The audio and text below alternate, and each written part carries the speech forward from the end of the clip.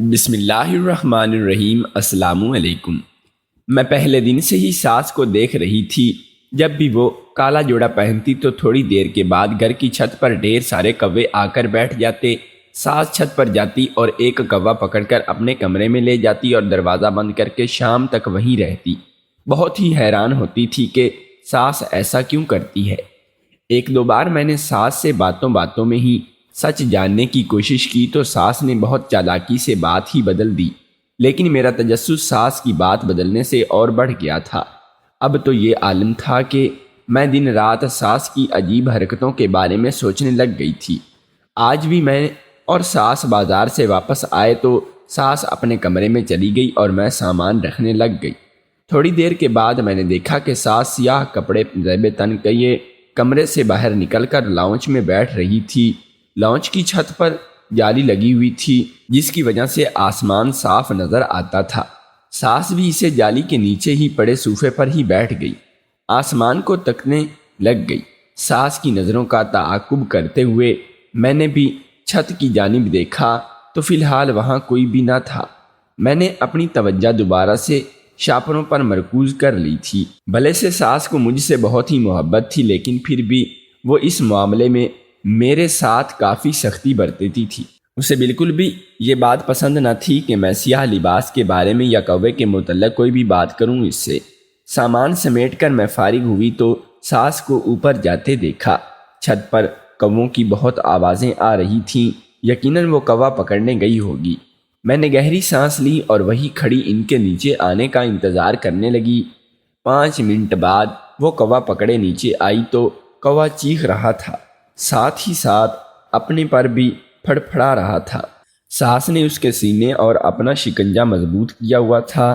ساس اس وقت مجھے کسی جلاد کے کم نہ لگی تھی۔ میں نے بے اختیار تھوک نگلا اور جلدی سے گردن سیدھی کر لی، مبادا کہیں ساس مجھے ہی سنا نہ دے۔ کوا لے کر وہ کمرے میں گئی اور زور سے دروازہ بند کر کے کنڈی لگا لی۔ میں نے شیلف کے پاس سے ہٹی، دروازے کے پاس آئی اور کوے کی آواز سنی۔ کوا ابھی بھی بول رہا تھا، لیکن پھر اچانک سے اس کی ٹر بند ہو گئی اور دروازے کے دوسری جانب خاموشی چھا گئی۔ معلوم نہیں کیوں لیکن خاموشی چھا گئی۔ محض کوے کی خاموشی سے ہی میں لرزنے لگی تھی۔ میں دروازے سے ہٹی، اپنے کمرے میں آ گئی اور بستر کے ایک کونے پر ٹک کر بیٹھ گئی، لیکن میں وہاں کتنی بھی دیر رک جاتی، بیٹھتی وقت گزرتا جا رہا تھا۔ وقت گزرنے کے ساتھ ساتھ میری حالت بھی سنبھلتی جا رہی تھی۔ روشنی تھوڑی کم ہوئی تو میں کمرے سے باہر نکل کر لاؤنج میں آ کر بیٹھ گئی۔ ساس ابھی بھی کمرے میں بیٹھی تھی۔ میں نے گھڑی پر وقت دیکھا تو 5 بج رہے تھے۔ ساس نے خدا جانے کب باہر نکلنا تھا۔ میں اٹھی اور کھانے کی تیاری کرنے لگ گئی۔ کھانا تیار کرتے کرتے 7 بج گئے تھے۔ اب کی بار میں نے ساس کے کمرے کے دروازے کی طرف دیکھا تو وہ دروازہ کھول کر باہر آ رہی تھی۔ ساس کا چہرہ سوجا ہوا تھا، آنکھیں بھی شدید سرخ ہوئی تھیں۔ تھکے تھکے انداز میں وہ صوفے پر بیٹھ گئی اور ٹی وی آن کر لیا۔ اب ساس نے کوئی اور کپڑے پہنے ہوئے تھے، چہرہ بھی دھلا ہوا لگتا تھا۔ میں نے ساس کو جانچتی نظروں سے دیکھا اور پھر کھانا میز پر رکھ دیا۔ کھانے کے بعد میں برتن سمیٹ کر اپنے کمرے میں آ گئی اور ساس اپنے کمرے میں سونے کے لیے چلی گئی۔ ساس کوے کے ساتھ کرتی کیا تھی اور وہ سیاہ لباس کیوں پہنتی تھی؟ آخر کوے کا اور سیاہ لباس کا آپس میں کیا تعلق تھا؟ ایسا کون سا کام ہے جو دن بھر کمرے کا دروازہ بند کر کے ساس کرتی ہے؟ میں بستر پر بیٹھی یہی سوچ رہی تھی جب موبائل کی گھنٹی بجی۔ میں نے اسکرین پر نظر ڈالی تو شوہر کی کال آ رہی تھی۔ وہ چند دن کے لیے شہر سے باہر گیا ہوا تھا۔ کال اٹھا کر میں نے سلام دعا کے بعد اس کا حال پوچھا اور دن بھر کی اپنی اور اس کی مصروفیات سنا لی۔ اگلے روز گھر کی صفائی کے دوران جب ساس کے کمرے کی باری آئی تو میں جھاڑو لگا کر ساس کے کمرے میں آ گئی۔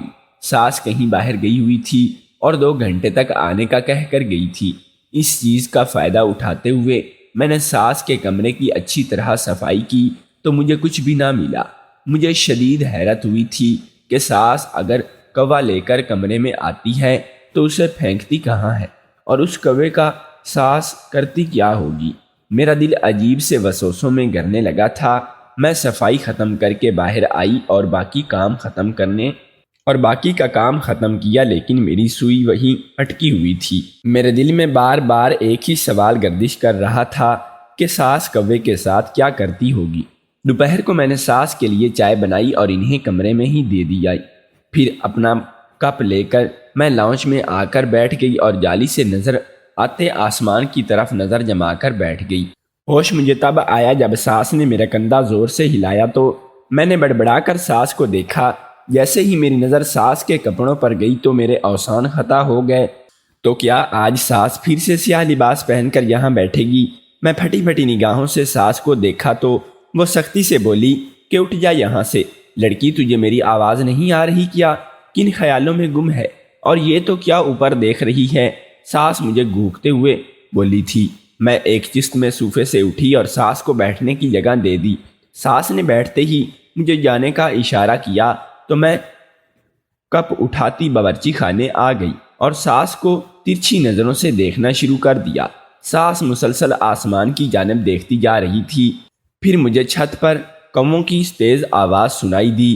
کووں کی آواز سن کر ساس کا چہرہ کھل اٹھا تھا۔ وہ اٹھی اور چھت پر چلی گئی۔ میں جانتی تھی کہ کوا ہی پکڑنے گئی ہوگی۔ کوے کی اچانک خاموشی کا سن کر ہی میرے دل کو کانپنے لگا تھا۔ میں نے دوبارہ سے سیڑھیوں کی طرف دیکھا تو ساس فاتحانہ چال چلتی نیچے آ رہی تھی۔ ہاتھ میں کوے کو سختی سے پکڑا ہوا تھا۔ ایک نظر کوے کو دیکھا اور پھر 3 زینے اترتی اپنے کمرے میں چلی گئی۔ کوے کی آواز باورچی خانے تک آئی سنائی دے رہی تھی۔ آنے والی وقت کا سوچ کر مجھے خوف آنے لگا تھا۔ میں نے گردن سیدھی کر کے آنکھوں کو زور سے میچ لیا، لیکن آواز آنا بند نہ ہوئی تھی۔ میں چاہتی تھی کہ وہ آواز خود بند ہو جائے، ساس اسے کچھ بھی نہ کرے۔ میں نے سختی سے اپنے چہرے پر ہاتھ پھیرا اور خود کی توجہ کام پر مبذول کر لی۔ مجھے ڈرنا نہیں چاہیے، بلکہ یہ پتہ لگانا چاہیے کہ ساس اس کوے کے ساتھ کرتی کیا ہے۔ دن بھر میں کام میں مصروف رہی اور ساس اندر کمرے میں بیٹھی رہی۔ شام ہوئی تو ساس دھلے ہوئے چہرے کے ساتھ باہر نکلی اور آ کر صوفے پر بیٹھ گئی۔ آج بھی ساس کا چہرہ سوجا ہوا تھا اور آنکھیں شدید سرخ تھیں اور چہرے پر تھکن کے آثار بھی نمایاں تھے۔ مجھے کھانا رکھتا دیکھ کر ساس سلوٹتا زدہ پیشانی لے کر بولی کہ کیا پکا ہے آج؟ ساس کی آواز سن کر برتن میرے ہاتھ سے کانپنے لگے، لیکن میں انہیں ہمت کرتے ہوئے کہا کہ گوشت پکایا ہے آج۔ گوشت کا نام سن کر ساس کے چہرے کے تاثرات عجیب ہو گئے تھے، لیکن وہ کچھ بھی نہ بولی تھی۔ خاموشی سے وہ اٹھی اور ڈھیر سارا سالن ڈال کر تیز تیز کھانے لگ گئی۔ ساس جیسے کھا رہی تھی میں چونک سی گئی تھی۔ ایک بوٹی کو وہ پورا منہ میں ڈال لیتی اور پھر خالی ہڈی ہی باہر آتی تھی۔ مجھے ساس کو دیکھ کر خوف بڑھتا ہوا محسوس ہوا تھا۔ میں میز کے پاس سے ہٹی اور تیسری کرسی پر جا کر بیٹھ گئی اور کھانا ڈال لیا، لیکن ساس کو دیکھ کر مجھ سے ایک بھی نوالا نہیں کھایا گیا۔ میں پلیٹ پر ایک کھسکا کر اٹھی تو ساس کا کھانا کھاتا ہاتھ رکا۔ نظریں اٹھائے اس نے مجھے دیکھا اور کہا کہ اٹھ کیوں گئی ہو؟ بیٹھ کر اس ساس کی بات سن کر میں نے ہلکی آواز میں کہا کہ مجھے ابھی بھوک نہیں لگی۔ میں پلیٹ پر ایک کھسکا کر اٹھی تو ساس کا کھانا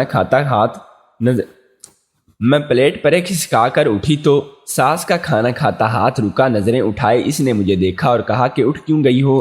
بیٹھ کر ساس کی بات سن کر میں نے ہلکی آواز میں کہا کہ مجھے ابھی بھوک نہ لگی۔ ساس نے مجھے غصے سے دیکھا اور بیٹھنے کا اشارہ کیا۔ میں چپ چاپ بیٹھ گئی اور زبردستی اپنا منہ میں نوالا ڈالنا شروع کر دیا۔ ساس ابھی تک بیٹھی مجھے دیکھ ہی رہی تھی۔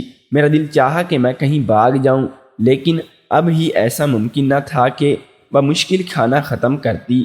میں اٹھی اور برتن سمیٹ کر چائے بنا کر میں جیسے ہی کمرے میں داخل ہوئی تو ایک عجیب سی بدبو میری ناک کی ٹکر سے ٹکرائی۔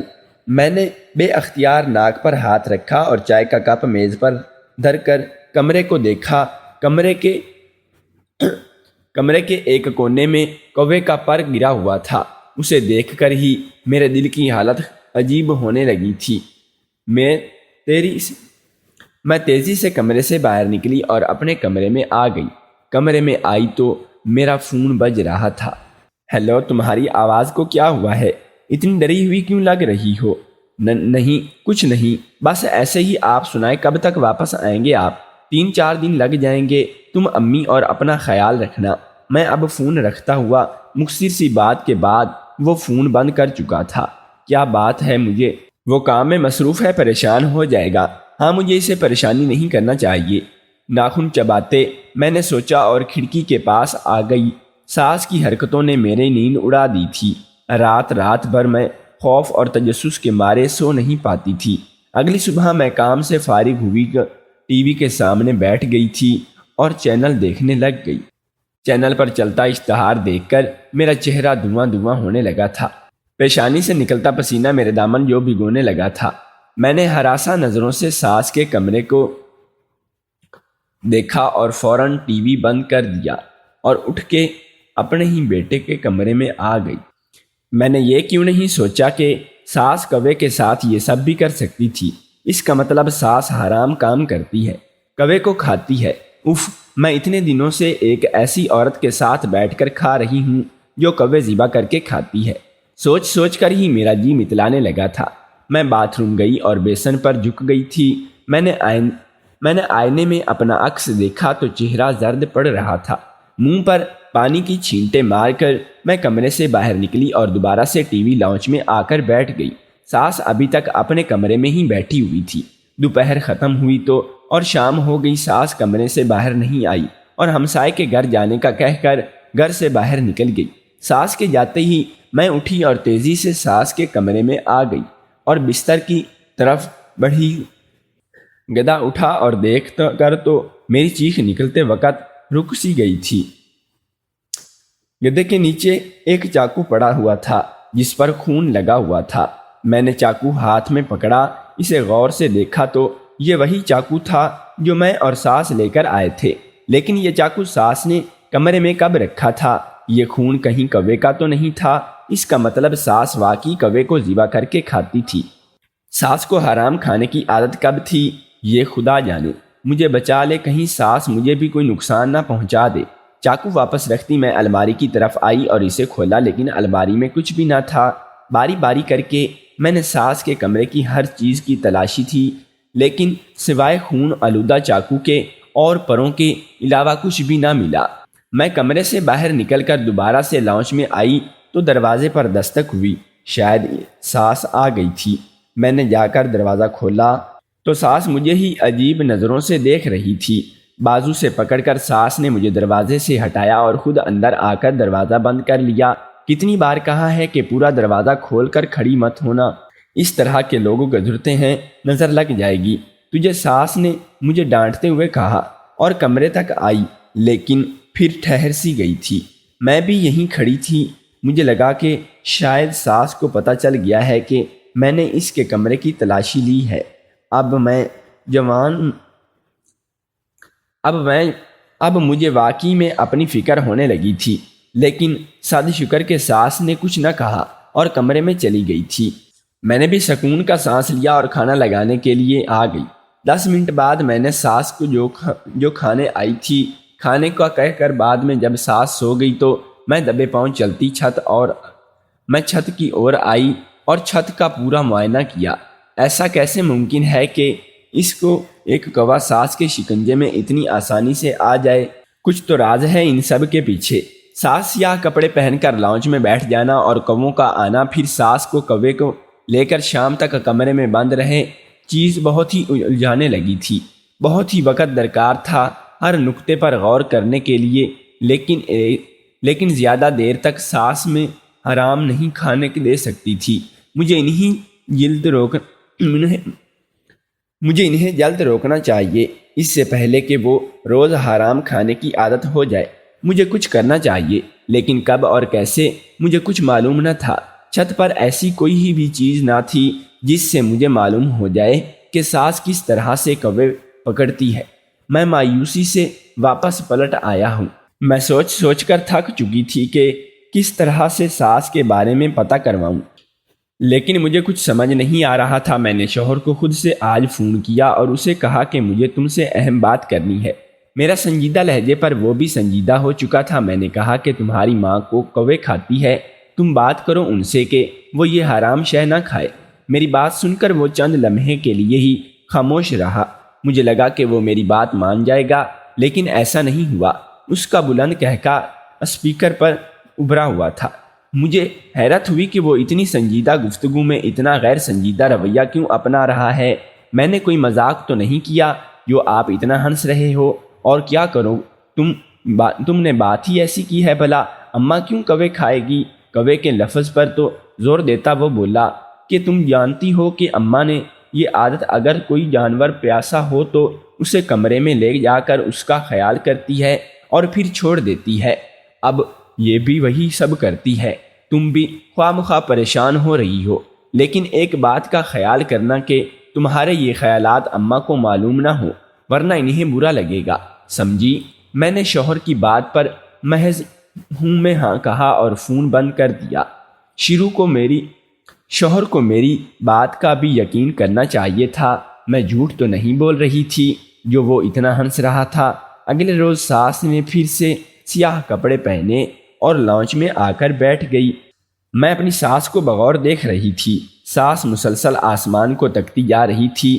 دیکھتے ہی دیکھتے ڈھیر سارے کوے چھت پر اکٹھے ہو گئے۔ ساس چھت پر گئی اور کوا پکڑ کر نیچے لے آئی۔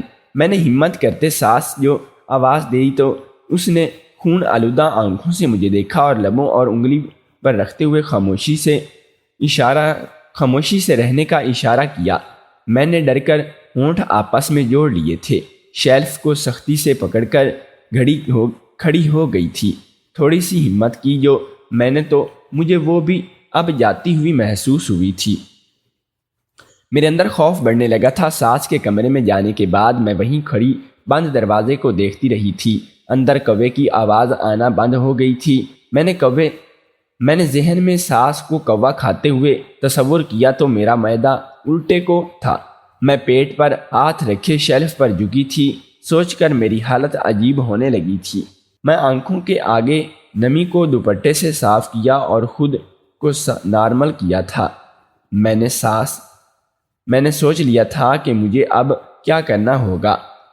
میں کمرے میں گئی اور ایک نمبر کھول کر پیغام لکھ کر سینڈ کا بٹن دبا دیا۔ پھر کمرے میں باہر آئی اور گھر سے کام میں مصروف ہو گئی۔ اب مجھے فکر کرنے کے لیے ضرورت نہیں تھی۔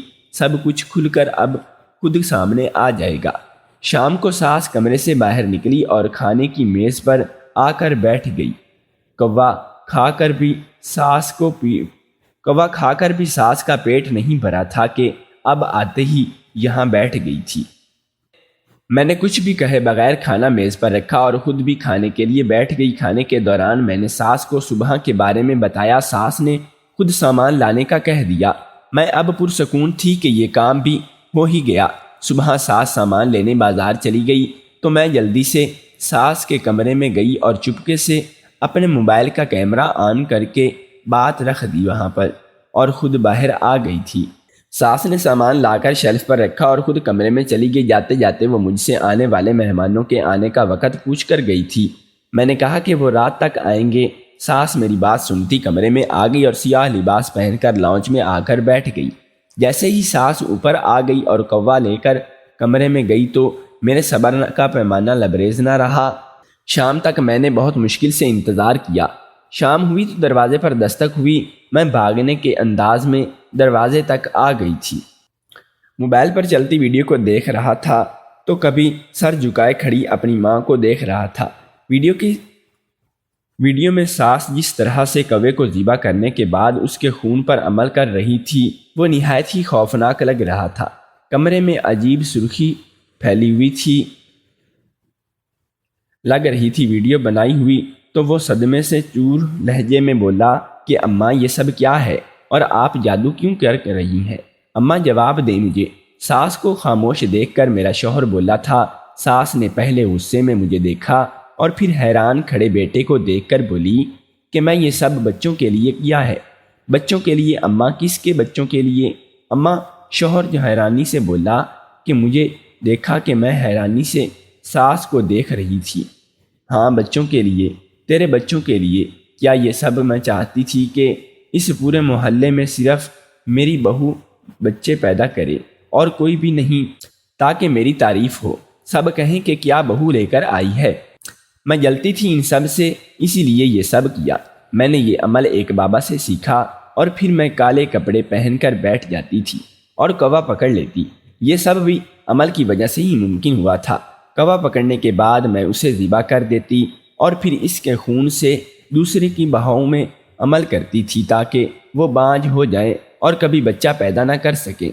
اس طرح وہ عورتیں جب یہ کہتی تھیں کہ ان کی بہو بانجھ ہے تو مجھے بہت ہی سکون ملتا۔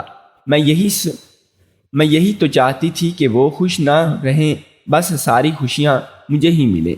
لیکن اماں، آپ نے یہ غلط کیا ہے۔ آپ نے جو کرنا تھا کر لیا، لیکن اب آپ ایسا کچھ نہیں کریں گی۔ اولاد دینا نہ دینا اللہ کے اختیار میں ہے، آپ یہ سب مت کریں۔ اللہ کے کام میں ٹانگ مت اڑائیں۔ آپ بس اللہ کی معافی مانگیں، اور ہم تینوں کے علاوہ یہ بات کسی کو بھی نہیں پتہ چلنی چاہیے۔ آپ نے یہ سب کیا اور وہاں آ کر اس عمل کا کوئی توڑ، اور آپ نے اب تک جتنی بھی عورتوں پر عمل کیا ہے تو اسے کسی بھی طرح سے واپس کر دیں تاکہ آپ پچھتاوا بھی کم ہو اور شاید اللہ بھی آپ کو معاف کر دے۔ میرے شوہر نے اماں کو بہت ہی وقت لگا کر سمجھایا تھا اور اسے اس عمل سے بھی روک لیا تھا۔ کچھ دیر کے بعد صحیح اماں کو بھی یہ بات سمجھ میں آ گئی تھی کہ سب اس ذات کے اختیار میں ہے۔ آپ کسی سے بھی کچھ چھین کر کبھی خاموش نہیں رہ سکتے۔ اماں کے حسد نے اس سے جو بھی کروایا تھا وہ اس کو لے کر بہت ہی شرمندہ تھی۔ اکثر رب کے حضور معافی بھی مانگا کرتے تھے۔ شادی کے 3 سال کے بعد اللہ نے ہمیں بھی جوڑا بچوں کا دیا تھا اور زندگی مکمل ہو گئی تھی۔ اماں بھی خوش تھی کہ ان کے عمل کی سزا ان کے بیٹے کو نہیں ملی تھی اور وہ بھی اب اپنی زندگی میں پرسکون تھی۔ لیکن یہ سب زیادہ دیر نہ رہا۔ میرے دونوں بچوں کی آنکھوں میں موضوع وہ دیکھ نہیں سکتے تھے، اور یہی میری ساس کی سزا تھی جو اسے اس طرح ملی تھی۔ ہمیں اس عمل پر افسوس تھا۔ بچوں کا علاج بہت مہنگا تھا، اس لیے ہم نے سب کچھ پاک ذات پر چھوڑ دیا تھا۔ ساس بھی کچھ عرصہ بعد اسی غم میں اس دنیا سے چلی گئی تھی۔ اس کے بعد اللہ نے مجھے ایک پیاری بیٹی سے نوازا تھا جو کہ بالکل صحیح سلامت تھی۔ آپ کے خیال میں کیا حسد میں آ کر انسان اتنا اندھا ہو جاتا ہے کہ وہ کسی کی بستی دنیا بھی اجاڑ دے؟ کیا میری ساس نے بچوں کی خاطر جو راستہ اختیار کیا تھا وہ صحیح تھا؟ اسے اپنے رب پر یقین رکھنا چاہیے تھا۔ کیا میں نے شوہر کے سامنے اس کی اماں کا راز رکھ کر ٹھیک کیا تھا؟ مجھے خود ہی اس معاملے کو ختم کرنے کی کوشش کرنی چاہیے۔